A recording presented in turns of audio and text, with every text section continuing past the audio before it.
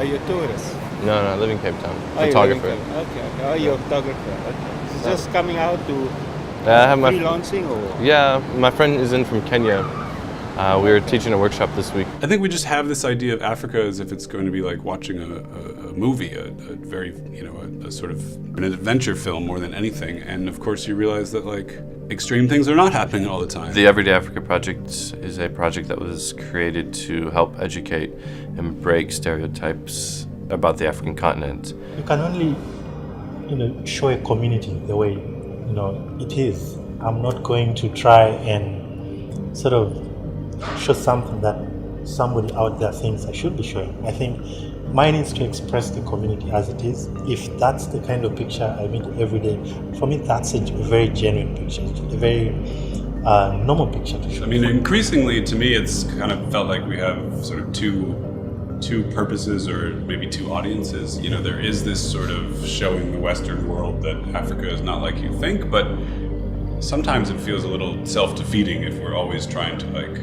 prove something about Africa to the Western world. And I think slowly Everyday Africa, there are more sort of inter-African conversations as well. I didn't know much about West Africa, but I feel like through the constant feeds that through Everyday Africa that I go through, I feel I am part of the continent as a whole.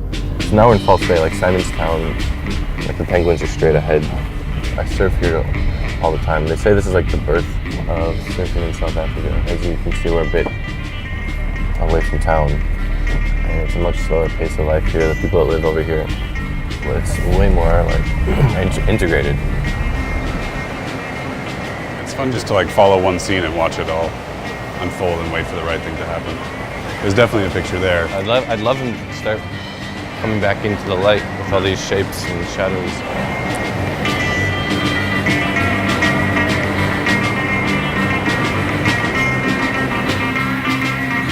How'd this shoot up? Oh man, that's nice. Most of the stuff that I'm posting to the Everyday Africa feed ends up just being in passing, shot on my phone quickly. I might work the situation a bit, but not there to photograph typically.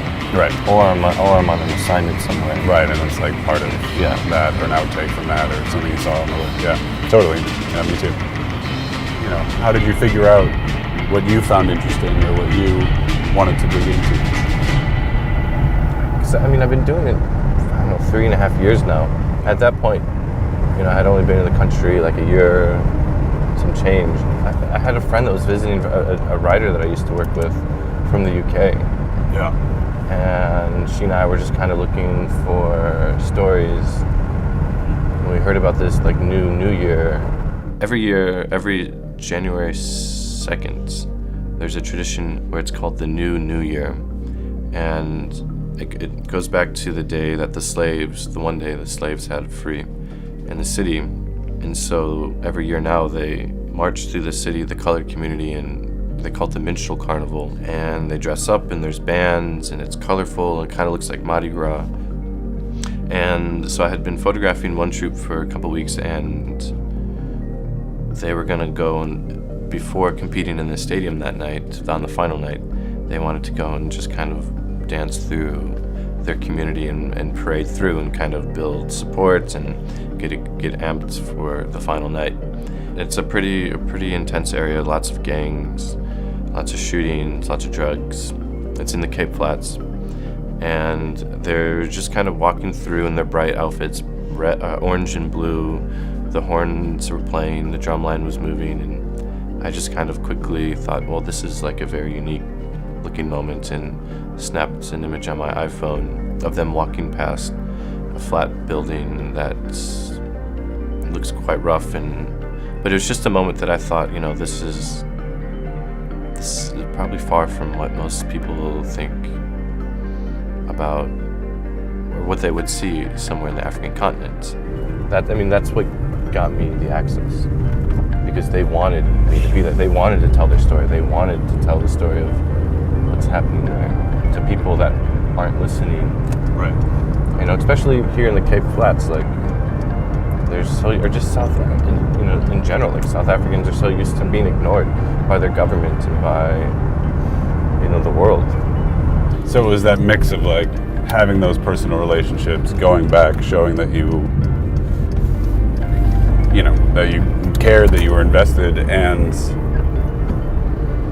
and that it was sort of this shared set of goals, like you were both after. Yeah, that's. I mean, it was that's a much better way than me stuttering. But yeah, we had to share set of distilling. goals.